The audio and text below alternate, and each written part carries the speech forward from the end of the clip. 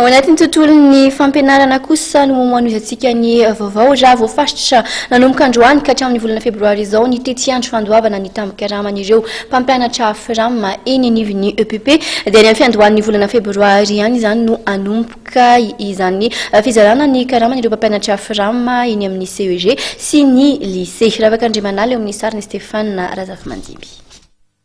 Any amin'ny fiandohan'ny volana febroary no andrasana ny famoahana ny tambin-karama efa-bolana an'ireo mpampianatra Fram eny anivon'ny CEG sy ny lisea izay andreketan'ny fanjakana raha ny nambara ny fikambanana mpampianatra Fram any efa androany.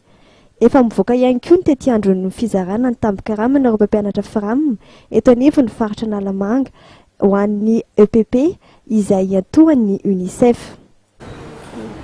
Ny subvention amin'izao fotoana zao ny zay an'ny EPP aloha calendrier zay efa nomeny UNICEF anay tompon'andraikitra dia misy fandoavana ny Nalamanga izay nanomboka tamin'ny 27 janvier hatramin'ny 10 février.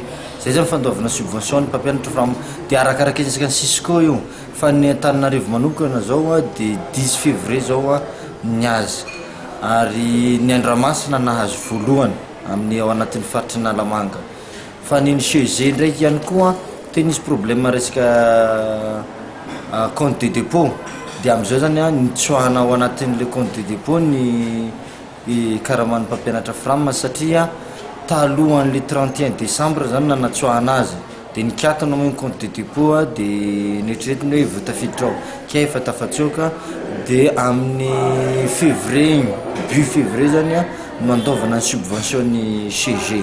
Zay zany programme ao anatin'ny subvention mpampianatra maneran'ny Madagasikara.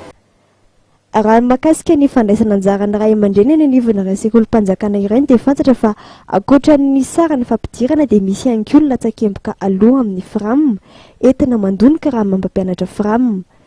Mampametra-panontanian'ireo mpampianatra Fram araka izany ilay fanambaran'ny filoha rajonary-mampianina amin'ny anaovana maimaim-poana ny fampidirana an-tsekoly eny amin'ny sekolim-panjakana. Atao maimaim-poana fidirana any amin'ny sekolim-panjakana io zany tokony jerevan'ny mpitondra fanjakana mihitsy hoe tokony azavaina hoe inona le maimaim-poana ampidiry satria rehefa ino foanao mampiditra zanakao tsy maintsy mandoha vola foana ny ray aman-dreny mpianatra amin'ny karaman'ny mpampianatra Fram. Tokony mariny tompon'andraikitry ny fanjakana le izy hoe fampidirana maimaim-poana amin'ny resaka fitaovana ny idiranao amin'ny sekolim-panjakana fa mandoha vola kosa izy karaman'ny mpampianatra Fram. Fanontaniana isan'ny napetraka fikambanana any efa ihany koa ny makasika ny fijerena ny momba azy ireo izay andrasan'izy ireo amin'izany ny fampidirana azy ireo mpiasa-panjakana.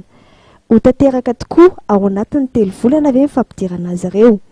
Manateny ity fikambanana ity fa tsy ho kabary politika fotsiny ihany nataon'ny filoha vaovao fa tena izy tokoa ny fanatanterahana.